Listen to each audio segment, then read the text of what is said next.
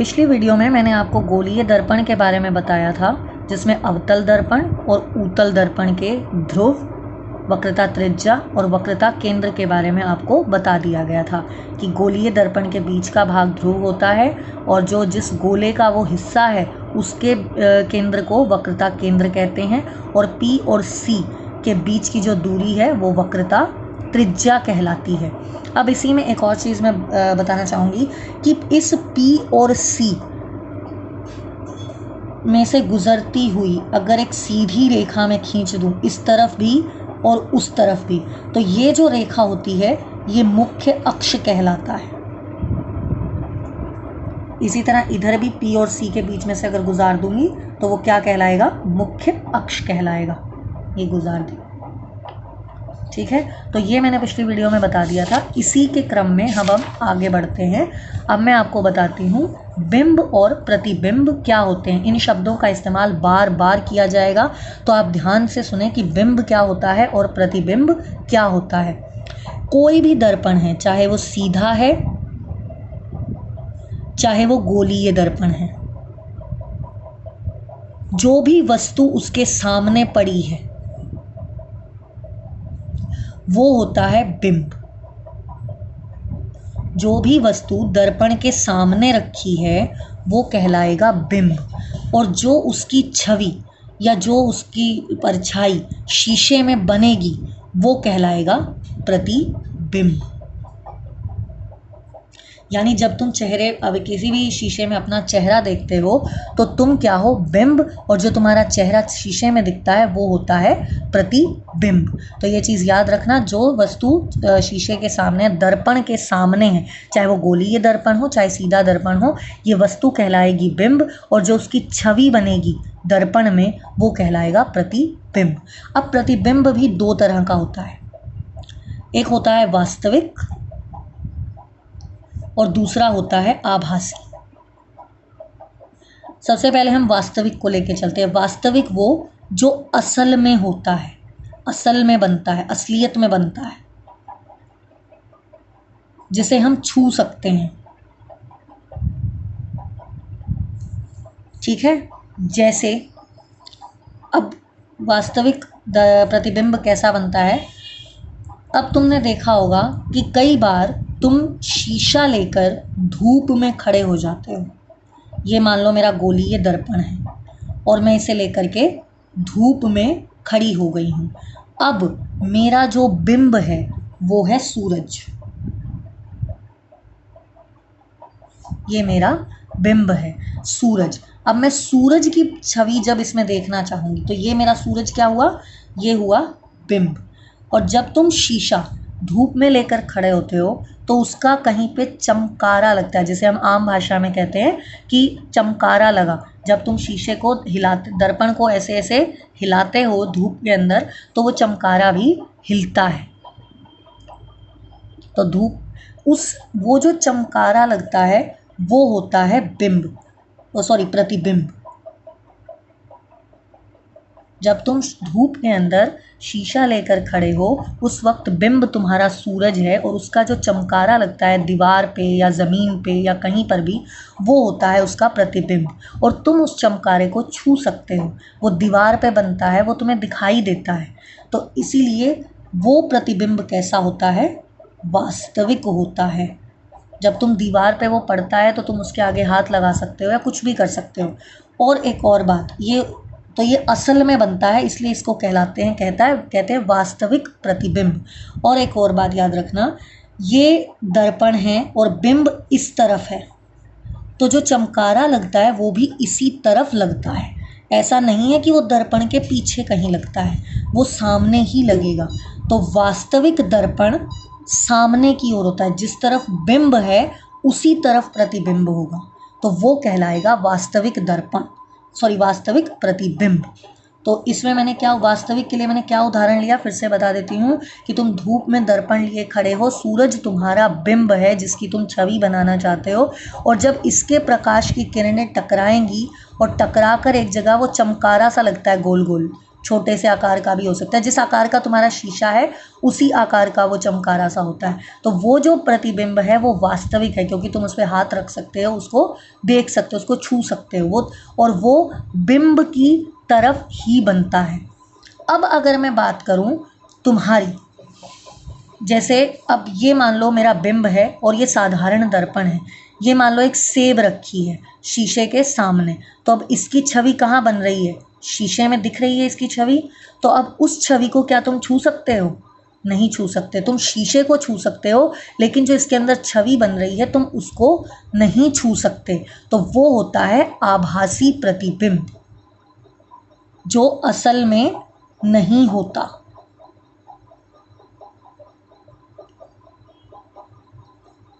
हम उसको छू नहीं सकते।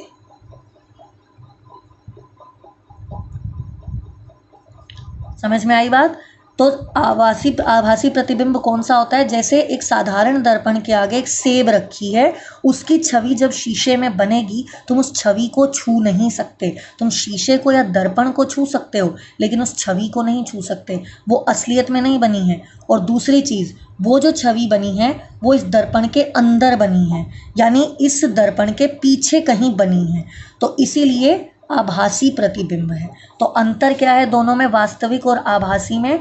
कि वास्तविक तो वो होता है जो दर्पण के उसी तरफ बनेगा जिस तरफ बिंब है, और दूसरी चीज़ हम उसको छू सकते हैं, वो असल में बनता है। और आभासी प्रतिबिंब कौन सा होता है?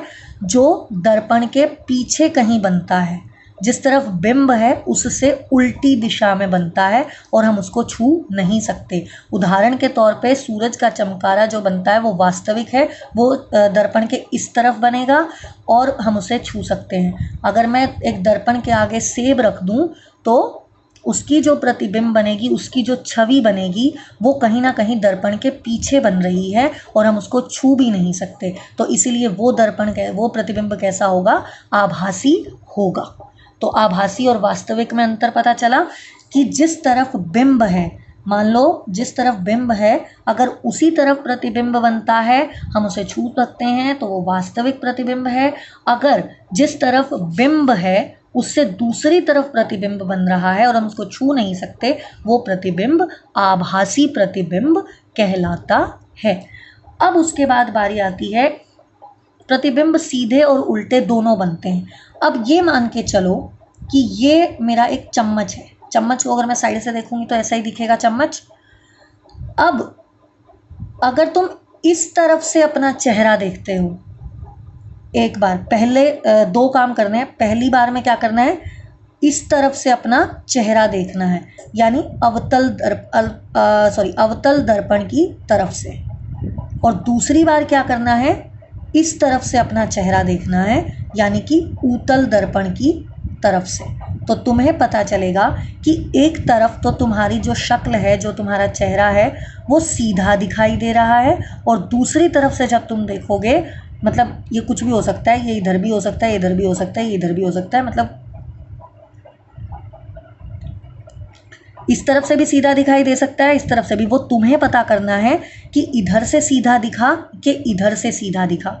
और वो चीज़ तुम कॉपी में लिखोगे कि चम्मच की अवतल दर्पण की तरफ सीधा दिखाई दिया या उल्टा, और उत्तल दर्पण की तरफ सीधा दिखाई दिया या उल्टा दिखाई दिया। तो वो तुम्हें पता करना है और तुम पता करके अपनी कॉपी में लिखोगे। तो एक तरफ सीधा दिखाई देगा तुम्हें तुम्हारा चेहरा, एक तरफ उल्टा दिखाई देगा। तो जब किसी बिंब की छवि सीधी बनती है उसे कहेंगे सीधा प्रतिबिंब।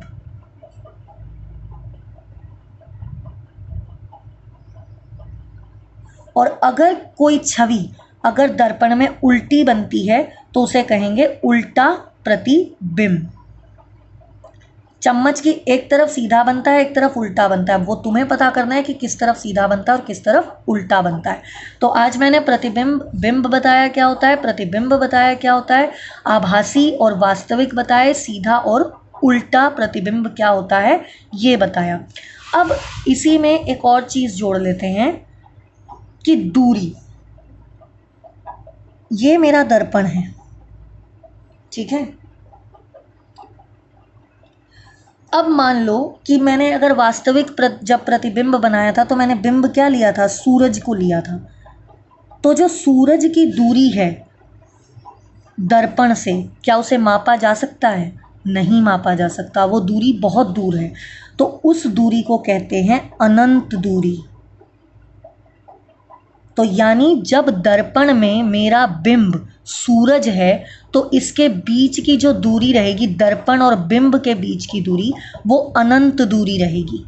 और जब भी प्रकाश की किरणें किसी भी दर्पण से टकराती हैं तो वो समांतर होती हैं। अब समांतर का मतलब क्या है? समांतर का मतलब है समान अंतर। समांतर का क्या मतलब है? समान अंतर। अब मान लो ये मेरी मुख्य अक्ष है। अब ये भी बताया था ना, मुख्य अक्ष क्या होता है? ध्रुव और वक्रता केंद्र के बीच में से सीधी गुजरने वाली रेखा को मुख्य अक्ष कहते हैं। तो अब इस बिंब में से प्रकाश की किरणें निकलेंगी, वो प्रकाश की किरणें मुख्य अक्ष के समांतर होंगी। अब समांतर से मेरा क्या मतलब है?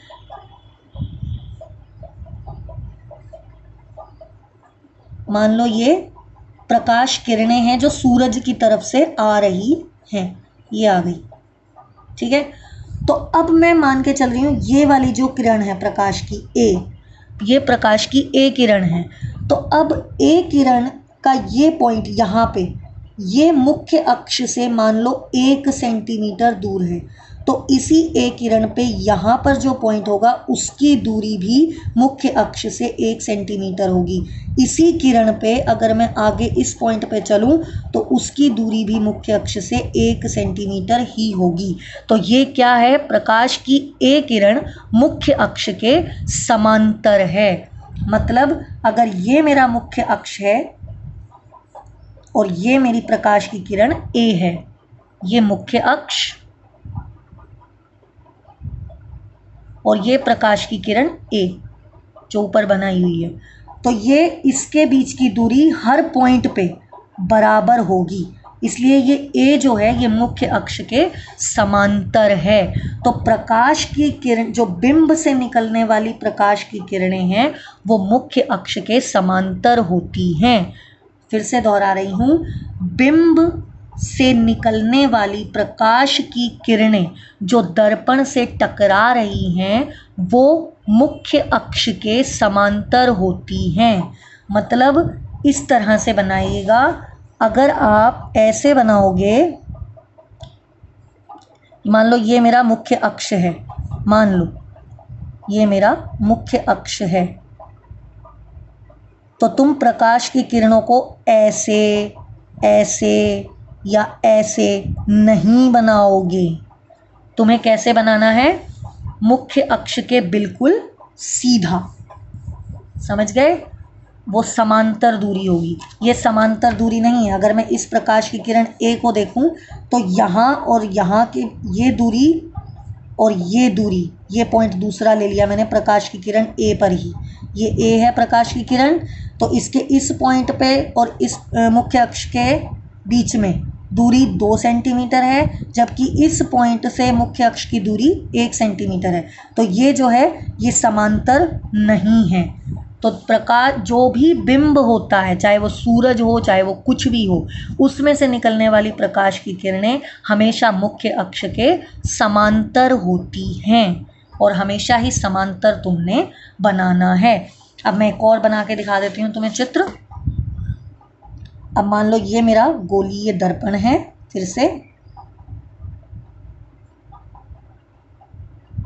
ये मेरा ध्रुव है और ये मेरा वक्रता केंद्र है और ये मेरा इसमें से गुजरने वाली रेखा मुख्य अक्ष है। ये P ध्रुव, ये C वक्रता केंद्र और ये क्या हो गया? मुख्य अक्ष हो गया। अब मान लो ये मेरा एक बिंब है, कोई भी चीज़ रखी हुई है आगे, शीशे के आगे, तो ये मेरा क्या है? बिंब है। इसी की छवि बनेगी इसके अंदर। तो इसमें से निकलने वाली जो प्रकाश की किरण है वो भी मुख्य अक्ष के समांतर होगी। देखो मुख्य अक्ष के समांतर है कि नहीं, यहाँ से भी दूरी बराबर वही है, यहाँ से भी दूरी वही है और यहाँ से भी दूरी वही है, तो ये निकली समांतर रेखा, तो मुख्य अक्ष के समांतर निकली। इसी तरह जब सूरज का दिखाया था तो सूरज से निकलने वाली प्रकाश की किरणें भी मुख्य अक्ष के समांतर हमने दिखाई थी। तो मैं तुम्हें इसमें समांतर का मतलब बताना चाह रही थी कि प्रकाश की किरण मुख्य अक्ष के समांतर कैसे होती है। तो आज के लिए इतना ही। अगली वीडियो में जो कराऊंगी